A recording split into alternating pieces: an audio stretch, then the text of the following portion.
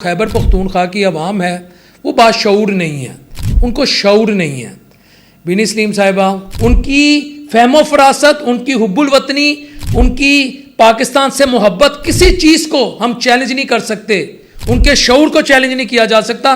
जो उनके शऊर को चैलेंज करेगा, मैं कहता हूँ उसके अपने अंदर शऊर की कमी है। अच्छा, आज बिलावल भुट्टो जरदारी साहब 5 जुलाई 1977 के मतलब एक बयान देते हैं कि जी जमहूरियत का गला घोंट दिया गया, आमरीत आ गई और एक मुंतखब हुकूमत गिरा दी गई।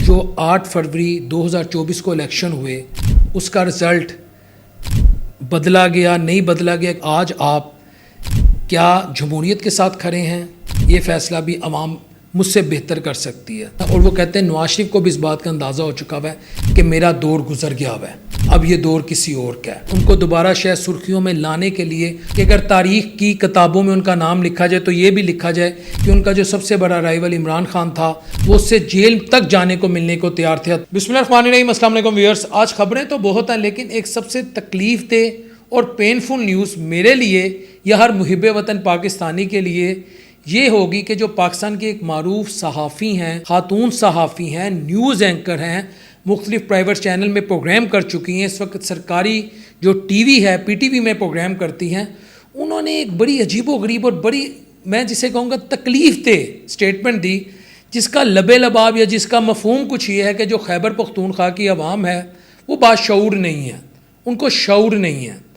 बिनी सलीम साहिबा, आप खान साहब पे 100 दफ़ा तनकीद करें, आप पीटीआई पे 100 दफ़ा तनकीद करें, आप उनकी पॉलिसी पे तनकीद करें, यह आपका राइट है, यह आपका फंडामेंटल ह्यूमन राइट है। जमहूरियत को भी साइड में कर दें, लेकिन किसी सूबे की अवाम को आप ये कहें कि उन्हें शऊर नहीं है, वो बाशऊर नहीं है, तो ये इंडिकेट करता है कि आप में शऊर की और इंतहाई माजरत के साथ इस मामले को लेकर तरबियत की कमी है।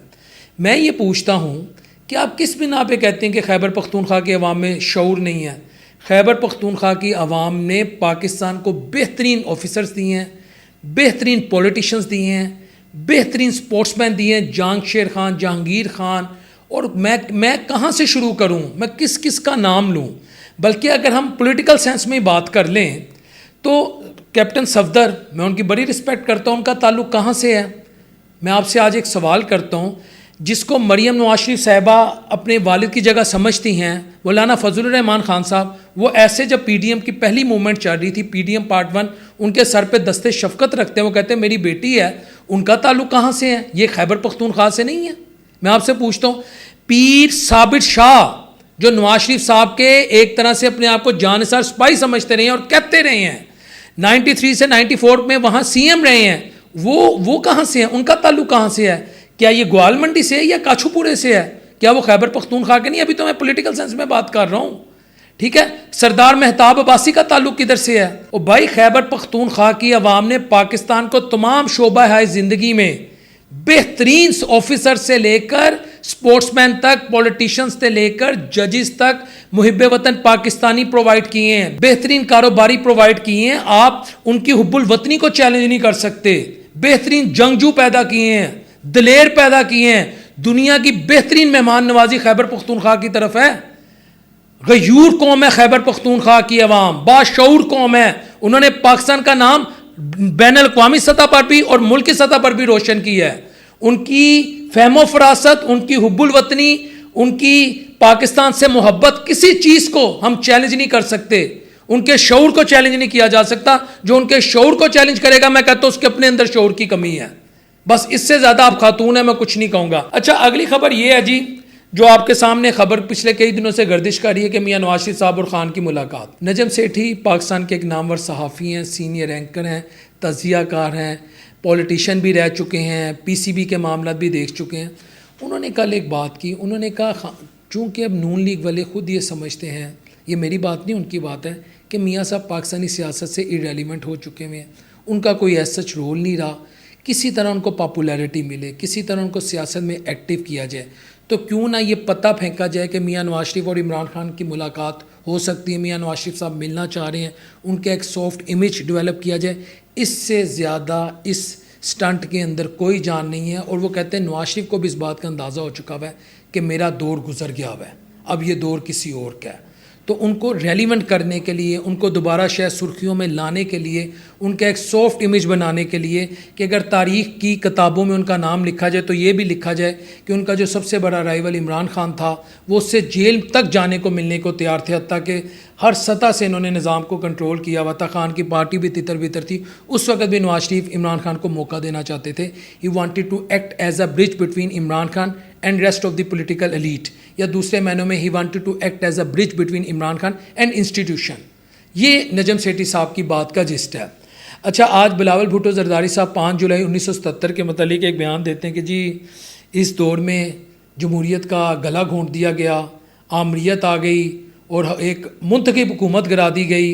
अच्छा, लेकिन बिलावल भुट्टो साहब, मेरा आपसे एक सवाल ये है कि Zulfikar Ali Bhutto, no doubt he was a great leader, एक अच्छे लीडर थे, एक अच्छे ओरेटर थे, मुसलमानों को इकट्ठा करने की भी कोशिश की। उनकी वजह से 1974 में यहाँ पर OIC का इजलास हुआ। उन्होंने तेल के हथियार की बात की, उन्होंने पाकिस्तान को एटमी क़ुव्वत बनाने के लिए उनके अमली इक़दाम हैं। लेकिन वो जनरल अयूब खान की नर्सरी में उनकी ग्रोथ हुई थी।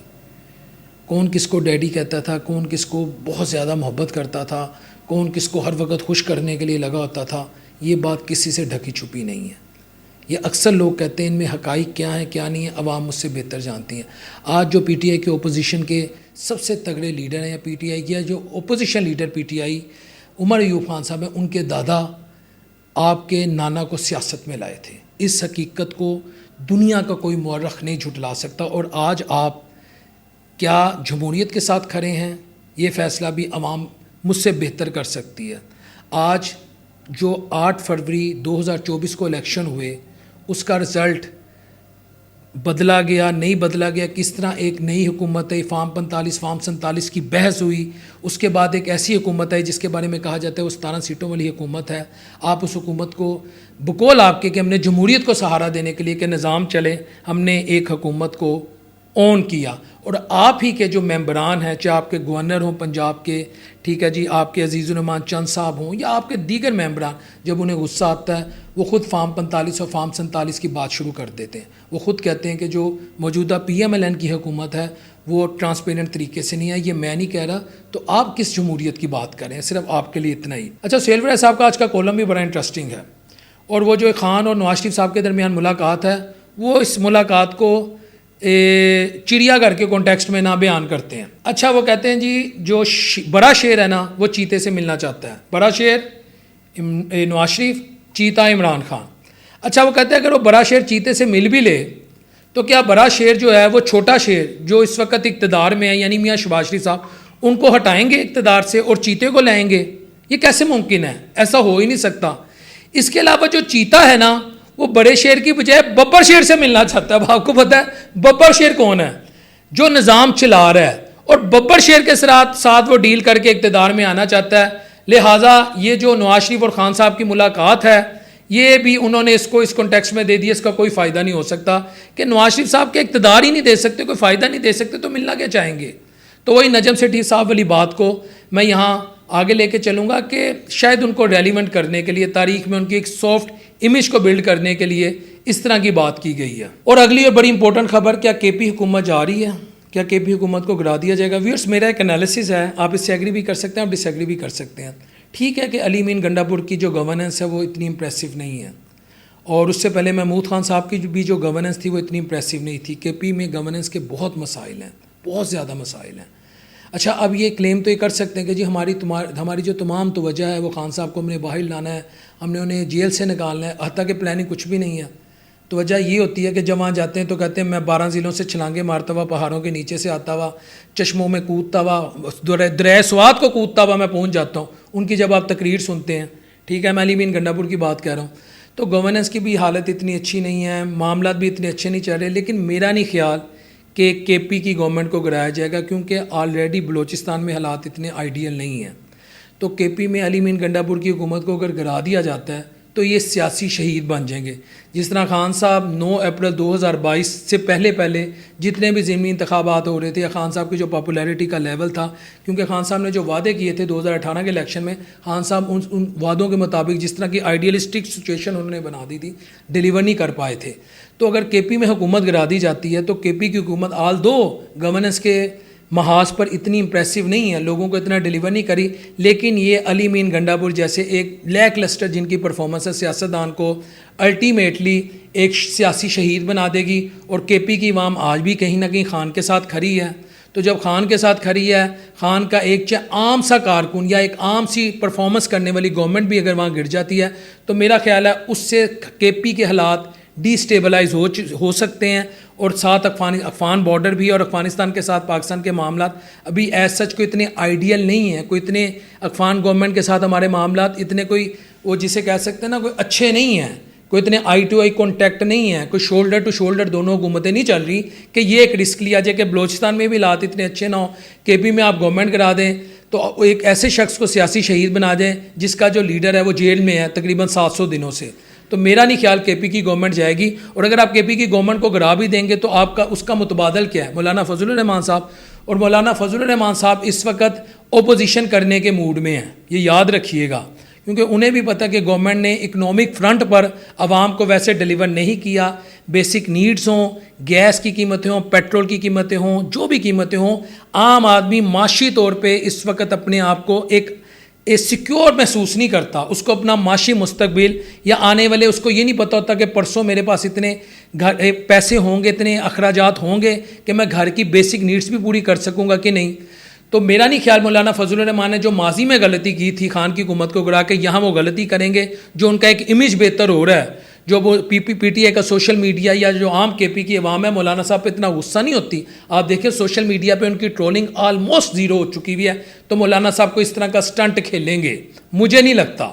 तो इसलिए केपी की हुकूमत कहीं नहीं जा रही। आज की खबरें यही थी। अस्सलाम वालेकुम रहमतुल्लाहि व बरकातहू।